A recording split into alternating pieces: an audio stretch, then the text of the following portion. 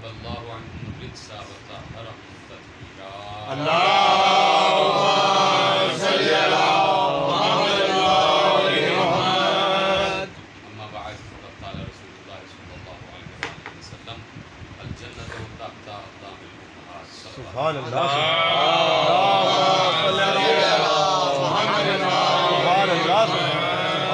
پروردگار عالم نے جس دنیا کو جس مقصد طے کیا ہے اس مقصد تک پہنچنے کے لیے اللہ نے انسانوں کے لیے بہت سے وسیلے فراہم کیے۔ اس بات ہے کہ کوئی اپنی منزل تک پہنچنا چاہتا ہے، منزل تک پول کر نہیں پہنچتا، کسی راستے کے ذریعے کیا کہتے ہیں، واہ واہ واہ، بے شک بے شک، واہ واہ، چوراہے بنے ہوتے ہیں اور ان سے ہوتا ہوا جو ہے منزل تک جاتا ہے، منزل تک راستہ پہنچاتا ہے اور راستے تک رہبر کیا کہتے ہیں، جسے راستے کا بھی علم، کیا بات ہے، بے شک بے شک، کیا کہنا ہے، کوئی جاہل سے جاہل انسان بھی اسے رہبر نہیں مانے گا جس کے متعلق اسے یقین ہو کہ اسے راستہ نہیں مانے کیا کیا کہتے کہتے ہیں، ہیں، سبحان اللہ۔ اگر کوئی کہیں پر رہبر کہیں پر یہ کہتا ہوا دکھائی دے کہ میں بھی تم جیسا عام سا انسان ہوں اور کیا بات ہے، مجھے راز کیا بات ہے، کیا بات ہے، سبحان اللہ، سلامت رہیے، واہ واہ واہ، جیسے رسول کی مسند پہ خلیفہ اول بیٹھے تو انہوں نے بے شک، خطبے میں یہی کہا سبحان اللہ، میں بھی تم جیسا عام سا انسان ہوں اور کبھی دیکھنا کہ میں راہ سے ادھر ادھر ہو گیا تو مجھے راستے پر واہ لگا واہ دینا۔ واہ، سبحان اللہ، تو اب خود دیکھنا چاہیے تاریخ اسلام لکھنے والوں کو بھی اور تاریخ اسلام پڑھنے والوں کو بھی اور کلمہ پڑھنے والوں کو بھی۔ کیا کہتے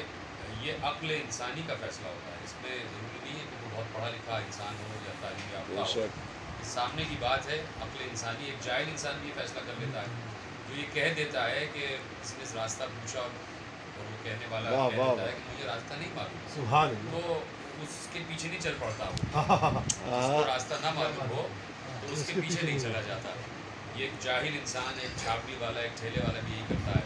کہ کسی سے راستہ پوچھے گا اور بتانے والا کہے گا مجھے نہیں پتا، واہ واہ، وہ دوسرے سے پوچھنا شروع بے شک، کیا اور اس تک پہنچنے کی کوشش کرے گا کہ جس کو یہ معلوم ہو کہ راستہ کیا کیا ہے، سبحان اللہ، سبحان اب یہ ہو ہی نہیں سکتا کہ اللہ منزل بھی رکھ دے اور راستے بھی بنا دے اور راستہ بتانے ہائے ہائے ہائے ہائے، سبحان اللہ، راستے تک لگانے کے لیے اللہ نے مختلف وسیلے قرار دیے۔ سلامت رہیے، اور سب سے بڑا وسیلہ تو خود اللہ ہی ہے جس نے اس کائنات کو خلق کیا ہے اور اس نے اس کائنات کو عالم اسباب بنایا۔ یعنی کائنات کہتے تو یہ ہیں کہ ایک دم وجود میں آ گئی، کن کہا اور وجود میں آ گئی، لیکن کن کہنے سے کائنات پوری کی پوری ایسے ہی وجود میں نہیں آئی، بلکہ کن کہنے سے کائنات کے اسباب وجود میں کیا کہنے ہیں، کیا کہنے ہیں، اسباب نشو و نما کی منزل پر آگے بڑھے اور بڑھتے بڑھتے پوری کائنات ہمارے سامنے آ گئی۔ تو اب اسی طریقے سے اللہ عالم اسباب کا خلق کرنے والا ہے، یہاں پر ہر چیز دوسری چیز سے جڑی ہوئی ہے۔ سبحان اللہ، یہی سمجھانا ہے عالم اسلام کو کہ یہاں پر عالم اسباب کو، عالم وسیلہ کو سمجھنے کی ضرورت ہے۔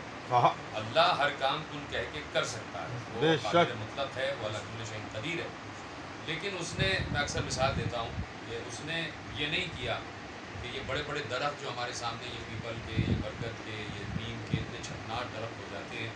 مثلاً سب چھوڑ دیجئے، کھجور کا درخت جو ہے وہ 6 مہینے میں بڑھتا ہے، پھلتا ہے اور اس کے بعد اس کو ارجون القدیم کے نام سے یاد کیا۔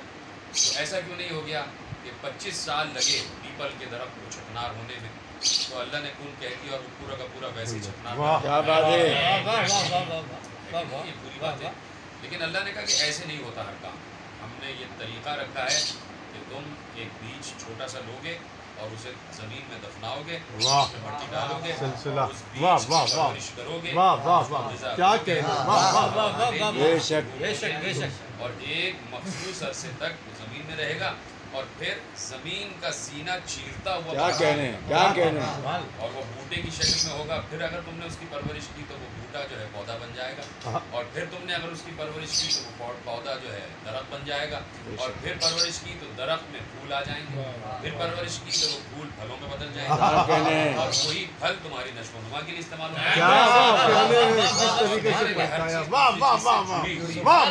عالم اسباب اسی کو کہتے ہیں۔ سبحان اس نے اللہ، کہا کہ میں سبب کا محتاج نہیں ہوں، सबब का मोहताज नहीं हूँ। उसने अपने इस दावे की दलील के लिए हजरत आदम को बगैर माँ और बाप के पैदा कर दिया और बता दिया कि मैं सबब का मोहताज नहीं हूँ। बगैर बीज के भी पौधा पैदा कर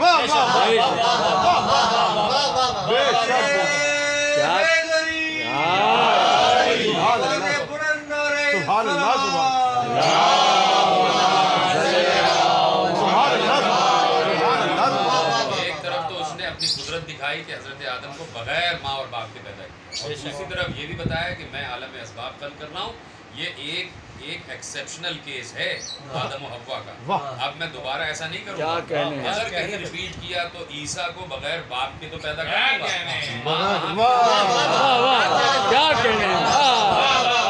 अल्लाह ने ये साबित कर दिया कि अगर कहीं मुझे अपनी कुदरत दिखाना हो तो मैं बाप की वजूहात को, बाप के सबब को तो तर्क कर सकता हूँ, लेकिन माँ की वजूह को भाई क्या बात है, क्या कहने, सलामत रहे। वाह वाह वाह वाह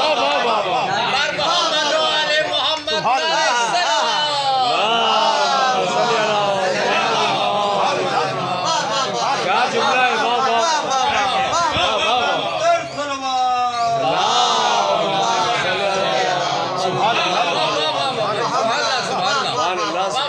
उसने कहा कि माँ का वजूद जरूरी है। इसी तरह आप देखें ना कि जब ये सिलसिला कायनात आगे बढ़ा है तो चाहता तो आदम से ही बात आगे बढ़ जाती, लेकिन हव्वा की सूरत में माँ को जरूर रखा कि माँ के बगैर परवरिश का अमल आगे नहीं बढ़ सकता, तरबियत का अमल आगे नहीं बढ़ सकता। इसीलिए अल्लाह ने कह दिया कि सुब्हानल्लज़ी खलक़ल अज़वाजा कुल्लहा, हमने हर शय को जोड़े से तख्लीक किया, हालांकि हमें इसकी ज़रूरत नहीं है, लेकिन हम चाहते हैं कि तुम्हें बताएं कि हमारे नज़दीक क्या अहमियत है, क्या उसकी ज़रूरत है जिसे लफ्ज़ माँ कहा जाता है। इसलिए हमने ईसा को इस दुनिया में भेजने के लिए माँ का वजूद लाज़मी करार दे दिया और हमने बताया कि देखो जब ईसा माँ का मोहताज है तो यकीनन हर इंसान माँ का मोहताज है। अब ये माँ क्या है वो बताना चाहता है कि तुम समझो कि हमने इसकी ज़रूरत को क्यों रखा है और हमने इसको अहमियत क्यों दी है, जिसे लफ्ज़ माँ कहते हैं। जो सबब है दुनिया का, इंसान का दुनिया में आने का, तो उससे हमने इतनी अहमियत क्यों दी है। उसे हमने अहमियत इसलिए दी है कि हर दौर का इंसान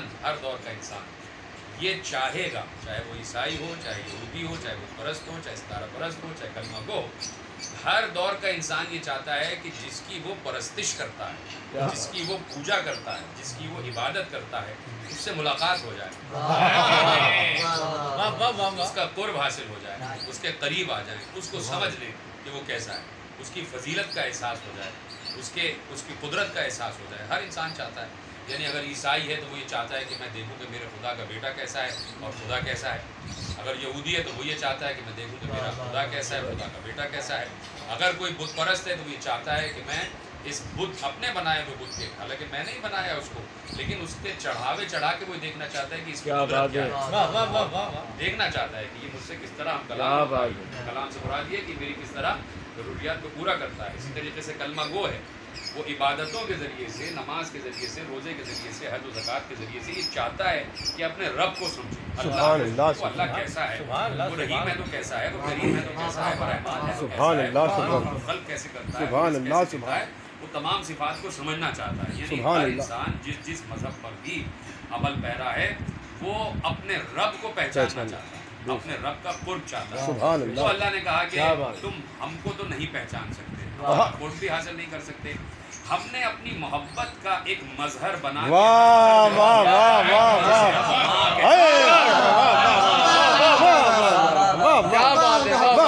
तुम देखना चाहते हो कि हम बंदों से कितनी मोहब्बत करते हैं, तो अपने घरों में अपनी माँ की मोहब्बत करते हैं। अब तुम्हारी माँ तुमसे इतनी मोहब्बत नहीं करती जितनी हम तुमसे, हम तुमसे माँ से 10 गुना नहीं 100 गुना ज्यादा। तो अल्लाह ने हर घर में एक वजूद रखा है जिसे माँ का वजूद कहते हैं कि अगर अल्लाह को समझना है तो पहले जरा इस माँ की मोहब्बत।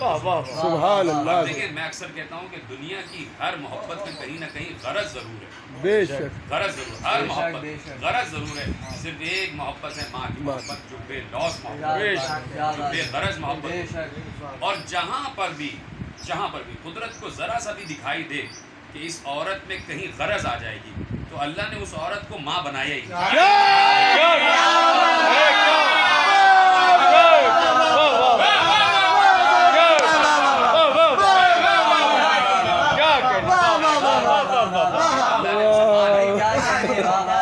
تو بنا دیا.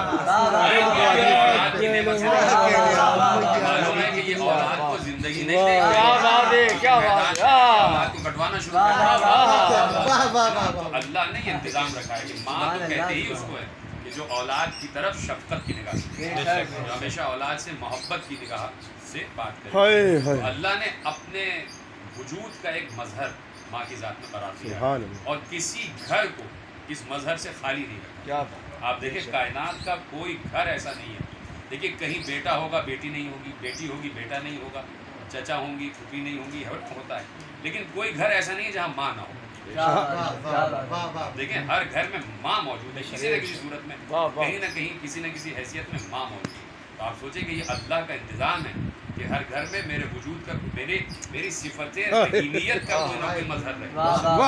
میری صفت شفقت کا کوئی مظہر رہے, اور وہ اللہ نے پورا کا پورا ماں کے وجود میں داخل کر دیا. اب جسے لفظ ممتا کہتے ہیں,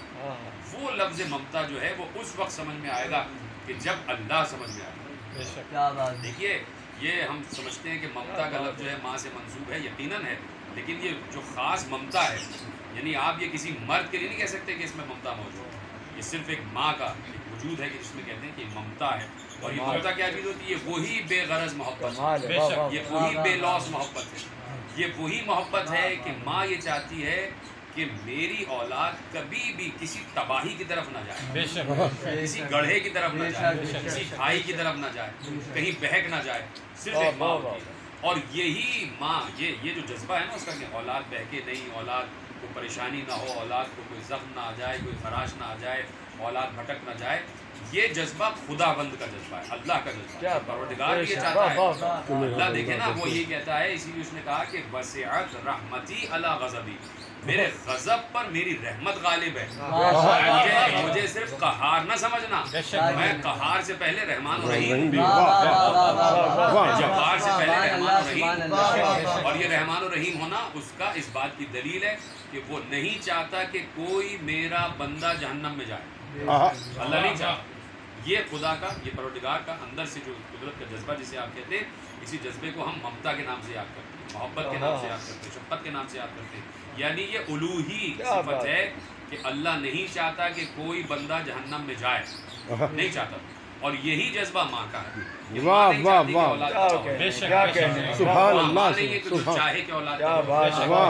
نے ایک وجود رکھ دیا ماں کی صورت میں, اور پھر جو میں نے کہا کہ اللہ نے عالم سبب قرار دیا ہے, عالم اسباب قرار دیا ہے. تو اب ماں ایک تو سبب ہے اولاد کو اس دنیا میں لانے کا, ایک سبب تو یہ ہوگی. دوسرا سبب اللہ یہ چاہتا ہے کہ لوگ میری طرف آئیں, سارے بندے میری طرف آ جائیں, میری طرف. کوئی ایسا فکر دے دی جائے, کوئی ایسا عقیدہ دے دیا جائے کہ بندے میری طرف سفر کریں, میری طرف سفر کریں. تو اب اللہ نے یہ بات بھی ماں کے اندر رکھی کہ ماں جانتی ہے کہ الوہی منزل کا راستہ کیا کہنے محبت خدا کا راستہ کیا. اب اس فکر کو اور اس قضیے کو پیغمبر نے حل کر دیا کہ اللہ چاہتا تو یہ ہے کہ سب میری طرف آ جائے. بھائی کیا پیغمبر نے حل کیا مسئلہ, کہا کہ دیکھو تمہاری منزل وہی ہونی چاہیے جہاں سے تم چلے, تمہیں پلٹنا وہیں پر ہوگا. واہ واہ واہ. کوئی جاتا ہے اپنے گھر سے سفر پہ جاتا ہے, دوسرے ملک گیا تو پلٹ کے آئے گا تو کہیں واپس اپنے شہر میں ہوٹل میں نہیں ٹھہرے گا, اپنے گھر میں ہی واپس. جہاں سے گیا ہے کیا کہہ رہے ہیں, انسان جہاں سے آیا ہے,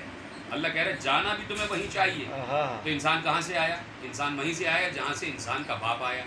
انسان کا باپ ہے آدم, اور آدم جنت سے آئے,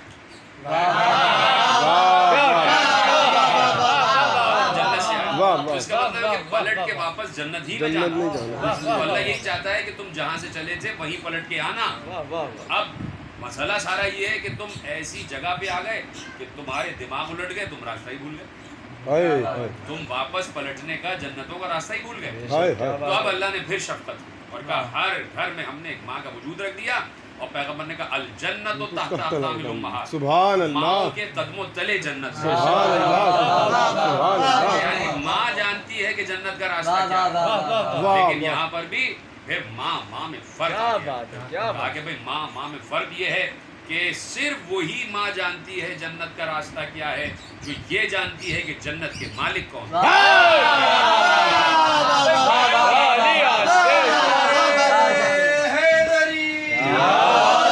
سبحان اللہ، اللہم صلی علی، سبحان اللہ، سبحان اللہ، وہی ماں جانتی ہے جو مالکان جنت کو پہچانتی ہے، جو سرداران جنت کو پہچانتی ہے، اور جو خاتون جنت کو جانتی ہے کہ جنت کی خاتون کو، سبحان اللہ، جنت کے سردار کون، جانتی ہے کہ ساقی کوثر کون، جانتی ہے کہ شافع محشر کون، جانتی ہے کہ جنت کن کے اختیار میں، جانتی ہے کہ جنت کن کی محبتوں کے صلے میں ملی۔ تو اب ایک ماں ہے کہ جسے اللہ نے جنتوں تک پہنچنے کا وسیلہ قرار دیا، بے شک، اور اس لیے علی نے ایک جملہ کہا، اے بھائی عقیل، قبیلہ عرب میں کوئی ایسا قبیلہ تلاش کرو جس قبیلے کی خاتون سے میں عقد کروں اور ایک ایسا بیٹا وجود میں آ جائے جو کربلائی بیٹا بن جائے، واہ واہ کربلا بھی میرا نمائندہ بن جائے، کب قوت بازو بن جائے۔ تو اب یہ علی نے پیغام دے دیا کہ دیکھو جب بھی اپنے گھر میں کوئی بیٹی یا بہو بیاہ کے لانا تو سب سے پہلا معیار یہ ہونا چاہیے کہ کسی ایسے خاندان سے آئے جو خاندان حسینی ہو، خاندان وہاں سے کوئی بیٹی یا بہو آنی چاہیے، اس لیے کہ جب اس کی کوکھ سے کوئی بچہ جنم لے گا تو وہ بچہ جانتا ہو کہ میں کس گھر میں اترا ہوں، کس گھر میں بھیجا گیا ہوں اور میرے آنے کا مقصد کیا ہے۔ تو اب ماں ہے کہ جو پہلا سبب ہے اولاد کو اس دنیا میں لانے کا، اور دوسرا سبب ہے اولاد کو جنت کا راستہ بتانے کا۔ یہ ماں کے ذمہ بہت عظیم کام رکھتی ہے۔ ایک کام تو یہ ہے کہ تمہارے ذریعے سے اولاد اس دنیا میں آئے گی، اور دوسرا یہ ہے کہ تم ہی بتاؤ گی، تمہیں ہی بتانا ہے اس اولاد کو کہ جنتوں کا راستہ کیا ہے، سبحان اللہ، کون سا راستہ جنت کی طرف لے جاتا ہے۔ سبحان اللہ، تو اب اگر ماں کو معلوم ہے یقیناً، تو ہمارے یہاں تو ماؤں کا اسی لیے انتخاب کیا جاتا ہے کہ ماں ایسی تربیت کرے بچوں کی کہ جو بچہ کسی بھی حالت میں کیسے ہی پورا شوب حالات کیوں نہ ہو جائے، ماں نے ایسا عقیدہ بھر دیا ہو کہ ہر چیز چھوڑ دی جائے گی، حسین حسین نہیں چھوڑے، کیوں؟ اس لیے کہ یہ ساری چیزیں فانی ہیں، ہم آخرت تو باقی ہے، بے شک، تو آخرت کا راستہ الٹیمیٹ راستہ ہے، یعنی وہ تو ہونا ہی ہونا، یعنی وہاں تو جانا ہی جانا، قبر میں تو جانا ہی جانا، اور اگر مسلمان ہے مومن ہے تو یہ بات تو یقینی ہے کہ ہمیں یقین ہے کہ قبر میں سوالات تو ہونا ہی ہونا، اور اس کے بعد برزخ کی منزل سے گزرنا ہی گزرنا۔ تو اب ماں وہ ہے کہ جو نہ صرف یہ کہ دنیا کی فلاح کا انتظام کرے بلکہ قبر کی فلاح کا بھی اور برزخ کی فلاح کا بھی۔ اب وہ کیسے انتظام ہوگا؟ وہ یہ تھوڑی ہوگا کہ ماں جو ہے وہ پوٹلی بنا کے رکھتی جائے کہ بھائی جب تم جانا قبر میں تو یہ تمہارے کام آ جائے گا، یہ والی پوٹلی لے لینا، یہ والی پوٹلی لے لینا۔ ماں عقیدے کی پوٹلی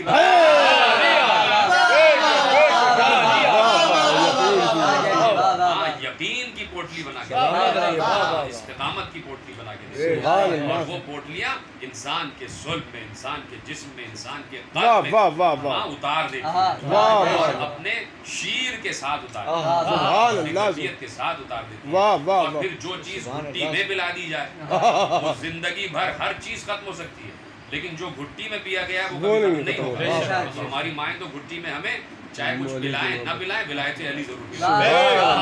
یا علی مدد کہنا ضرور پلائیں۔ خوش ہو جاتی ہے ماں اس وقت کہ جیسے ہی اگر کسی بچے نے لڑکھڑاتے ہوئے ایک ہاتھ سینے میں مار کے جاؤ کہتی ہے، ماں خوش ہو جاتی ہے، اور پھر وہ کہتی ہے کہ میری محنت سوارا، میں شہزادی کے حضور سرخرو جاؤں، بیوی میں نے اپنے گھر میں آپ کے بیٹے حسین کا سپاہی تربیت دے کے آپ کے سامنے بھیج رہی ہوں۔ تو یہ ماں ہوتی ہے کہ جو اس وقت اپنی کامیابی کا اعلان کرتی ہے، سبحان اللہ، علی مدد کہے یا بیٹے کی آنسو آ جائے، اور یہ آنسو کس لیے آتے ہیں؟ یہ آنسو ایک ماں کی خواہش ہے एक माँ की तमन्ना है, और वो माँ कौन है? वो माँ सिर्फ हसन और हुसैन की माँ इतनी बड़ी माँ है कि जिसे रसूल ने भी अपनी माँ, ये तो अपने बाप की माँ है कि उस माँ ने पूरी जिंदगी ना अपने बाबा से कुछ मांगा, ना अपने शौहर से कुछ मांगा। अगर मांगा, देखिए ये मोहब्बत होती है औलाद की, और ये जहरा की मोहब्बत थी मुझसे और आपसे और क़यामत तक आने वालों मुमिनीन से। एक बार जो जहरा 18 बरस कुछ नहीं मांग रही, वो हुसैन के आने पर सिर्फ ये कह रही है कि बाबा मेरे बेटे को रोए, मेरे हुसैन का गिरिया कौन करेगा। यानी माँ जो मादर हसनैन है वो सिर्फ ये चाहती है कि अगर कहीं कुछ मुमिनीन मिल के बैठ जाएं तो देखो इधर उधर की बात न करना, सिर्फ मेरे बेटे हुसैन पर आंसू बहा लेना, और फिर मैं तुम्हें जमानत देती हूँ कि तुम्हारे आंसुओं को जमीन पर नहीं गिरने दूंगी, उस चादर में ले लूंगी जिस चादर में आए तकदीर, तुम्हारे आंसुओं को अपनी चादर का हिस्सा बना लूंगी। और वही माँ जिसने चक्कियां 20-30 वाला था, ये जुमला कोई मामूली जुमला नहीं है, ये किसी खतीब का रखा हुआ जुमला नहीं है, ये उस वक्त शरीकतुल हुसैन उस वक्त बीबी ज़ैनब ने जुमला कहा था कि जब नेज़े पर सरे हुसैन, एक नेज़े पर सरे हुसैन है, और उसी के बराबर में जो नाका है, जिस पर ना कजाबा है ना हमारी है, ना जिस पर पर्दे पड़े हुए हैं, बेटी ज़ैनब बेपर्दा बैठी हुई है, और किसी ने कूफे के किसी घर की पत्थर सरे हुसैन की पेशानी पर लगा, जैसे ही ज़ैनब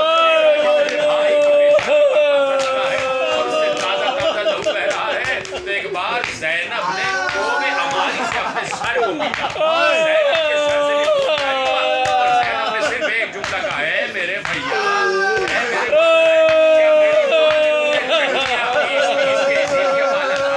मेरे सर को ठिकान कर दिया जाए। ये बीबी ज़ैनब का जुमला है कि जहाँ बीबी ज़ैनब ने उस कह रही है कि मेरी माँ ने हुसैन को बड़ी मशक्क़तों से पाला है, तो हाथों में उसके छाले पड़ रहे हैं, आंवले पड़ रहे हैं, और खुद अली ने देखा कि आंवलों से ताज़ा ताज़ा लहू बह रहा, और बता दिया ज़हरा, बता दिया कि माँ वही माँ होती है जो इतनी मशक्क़त से यही कहा कि बाबा मेरे बेटे को धोएगा कौन, मेरे बेटे पर गिरिया कौन करेगा, यही कहा ज़हरा परेशान। अब ये ज़हरा माँ है ना, ज़हरा माँ है, उम्मे अबीहा है, तो ज़हरा की तमन्ना का इतना ख्याल रखा अल्लाह ने कि अल्लाह ने कहा ये जो अब तक मैंने मखलूक खल्क़ की है एक तरफ, लेकिन ज़हरा तुम्हारी तमन्ना, तुम्हारी ख्वाहिश, तुम्हारी दुआ के एहतराम में मैं इस कौम की बात नहीं करता, बल्कि तुम्हारे बेटे के लिए मैं एक कौम खल्क़ करूँ, एक नई कौम बनाई जाएगी, जिसका काम ही तुम्हारे बच्चे पर आंसू बहाना होगा। तबलीग के चुके माँ के सारे सवाल की मजलिस है, और माँ भी वो माँ है कि जिसने अपने बच्चों की तरबियत की है, कि आज आप देख रहे हैं इन हालात से भी उस माँ की तरबियत का नतीजा है, ये उस माँ की मेहनतों का नतीजा है कि खुद भी ज़ाकिरा थी और बच्चों में, अपने औलाद में, अपने नवासे नवासियों को ज़िक्र अहले बैत का सिलसिला शुरू हुई है, और ये कामयाब माँ की अलामत होती है, ये कामयाब माँ की अलामत होती है कि ज़िंदगी में रही हाय हुसैन के, और अब चली गई हैं तो उनके पसे कुछ भी हाय हुसैन घर में हो रहा है, घर में फर्श-ए-अज़ा बिछा हुआ है, खत्म हो गई तकरीर, तो वो माँ जैसे ही कहा कि ज़हरा अल्लाह एक कौम को खल्क़ करेगा, जिसके जवान हुसैन के जवानों पर, जिसकी औरतें हुसैन के अहले हरम पर, जिसके बूढ़े शहीदों पर गिरिया करेंगे, रोएंगे। अब जैसे ही ज़हरा ने सुना एक गुना इत्मीनान हो गया, अब वो हुसैन के जो बैठे हुए हैं और महज़रनामा उतरा है और ये तमाम बातें तय पा गई। अब लिखा ये है कि एक बार हुसैन उठे, हुसैन उठे, उठने के बाद एक बार अपने नाना के रुखसार चूम कर, आप मुझ पर रोने वाले को क्या देंगे, क्या इनाम देंगे? रसूलुल्लाह ने कहा बेटा मैं शाफ़े महशर हूँ, मैं तुझ पर रोने वालों की शिफाअत करूँ, मैं तुझ पर गिरिया करने वालों, मातम करने वालों की महशर में शिफाअत बात करूं। हुसैन को इत्मीनान हो गया, आगे बढ़े। आगे बढ़ने के बाद अपने भैया हसन के करीब आ गए। मैं और तुम जवानाने जन्नत के सरदार हैं, हम जन्नत के दरवाजे खोल देंगे तुम्हारे। आगे बढ़े, अपने बाबा अली के सामने आ गए। बाबा अली के रुखसार चूम कर कहा, बाबा अली अली ने रोते हुए कहा कि ऐ हुसैन, शर्म बख्शा है कि मैं साथी कौसर हूँ, मैं कौसर के जाम क्या करेगा, मैं उसे रोज़े महशर कौसर का जाम पिलाऊंगा। जब वादे ले लिए तो एक बाप कर आए, अपनी माँ का दामन पकड़ा, हाथों में चूम कर कहते अम्मा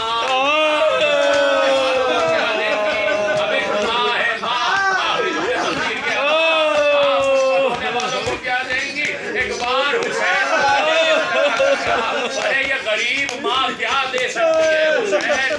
जन्नत के दरवाजे पर बाल खोल के खड़ी हो, और जब तक तेरा एक एक रोने वाला जन्नत में नहीं चला जाएगा, सहरा जन्नत में हुसैन, ये माँ तुझसे बड़ी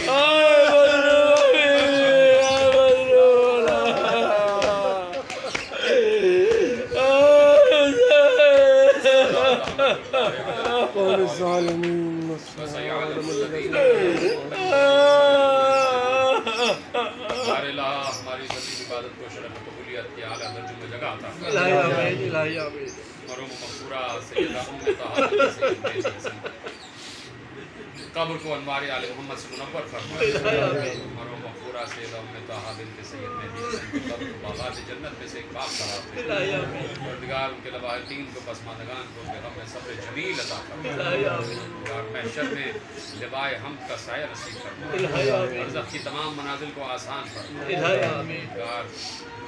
जहाँ जहाँ आबाद है सबकी जान माल इज़्ज़त व आबरू को तंदुरुस्ती की हिफाजत फरमाए, हमें इस आए भी बला और वबा से महफूज फरमाए। परवरदिगार अपनी रहमत के हिसार में हमें ले ले, इमाम ज़माना की अबा के हिसार में, जनाब सैयदा की चादर के हिसार में, जितने भी औराद व वज़ाइफ और जितनी भी दुआएं इस वक्त तक पढ़ी गई, मरहुमा के स्वयं से लेके मरहुमा की कब्र में जाने से लेके आज तक हुई, जितना भी ज़िक्र फ़ज़ाइल मसाइल हुआ, जो कुछ आसानी हुई, और 1,25,000 दफ़ा सूरह इखलास, 4,000 दफ़ा सूरह कल्ब, 41,000 दफ़ा सूरह यासीन, 41 दफ़ा सूरह मुल्क, 41 दफ़ा सूरह मुज़म्मिल, 41 दफ़ा सूरह तहर, 41 दफ़ा सूरह नशरा, 41 दफ़ा सूरह कौसर, 41 दफ़ा आयतुल कुर्सी, 41 दफ़ा चारों कुल, और सूरह तौबा, जितने भी औराद वज़ाइफ वक्त तक अंजाम दिए गए सब के सवाब का तसल्लुत के 4 मासूमीन सैयदा उम्मे तहा बिन्त सैयद मेहदी हसन को पहुँचे। हमारे लहा जहाँ जहाँ उनकी गुनात आबाद हैं परवरदिगार, और उनमें कोई मरहूम और मोमिन मुमनात हो गए परवरदिगार, सबको जवारे अहम मासूमीन में बुलंद मरातिब अता फरमाए। मौजूद हैं बुजुर्गों का साया हमारे सरों पर तारीफ़